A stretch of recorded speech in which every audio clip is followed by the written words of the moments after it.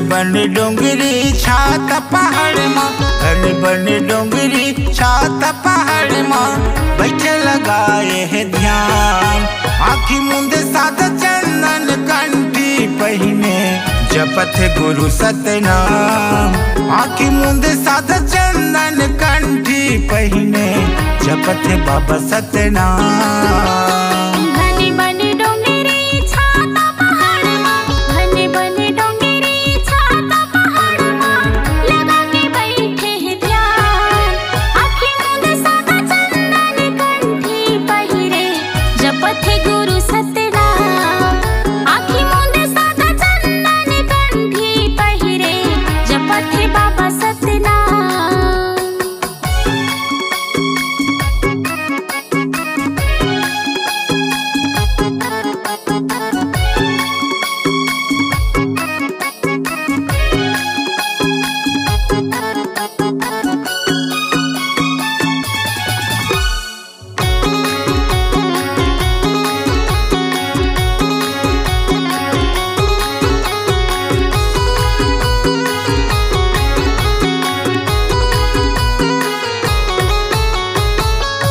को जाते गिरौदपुरे माँ, गुरु है आशीर्वाद देते।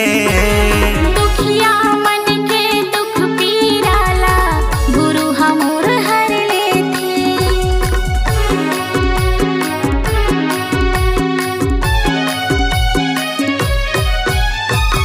कत को जाते गिरौदपुरी माँ, गुरु है आशीर्वाद देते। दुखिया मन के दुख पीराला, गुरु हमोर हर लेते। दुखिया मन के दुख पीराला, बाबा हमोर हर लेते। घन बन डोंगरी छात पहाड़ माँ, घन बन डोंगरी छात पहाड़ माँ, बैठे लगाए है ध्यान। आँखी मुंद सादा चंदन कंठी पहिने, जपत गुरु सतनाम।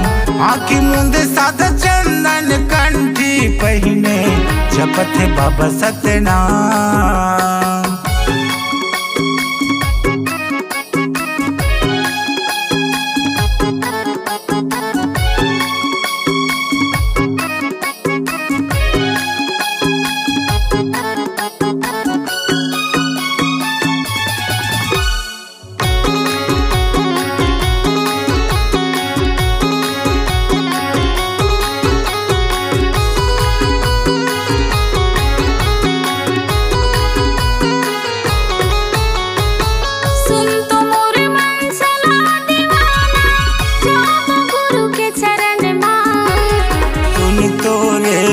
चली दीवानी, गुरु बसे है तन मन माँ।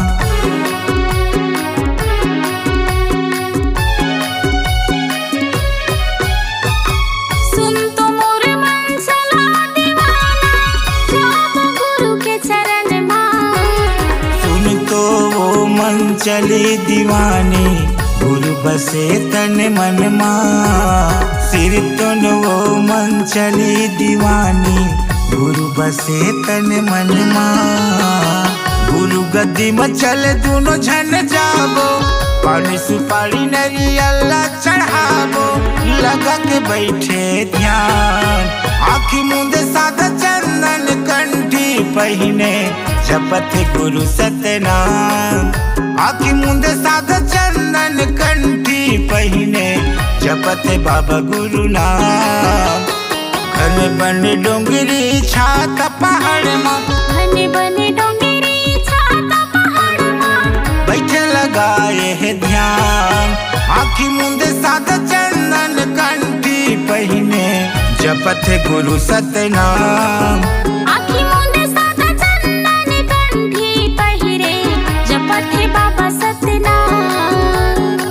जपत बाबा सतनाम, जपत गुरु सतनाम, जपत गुरु सतनाम।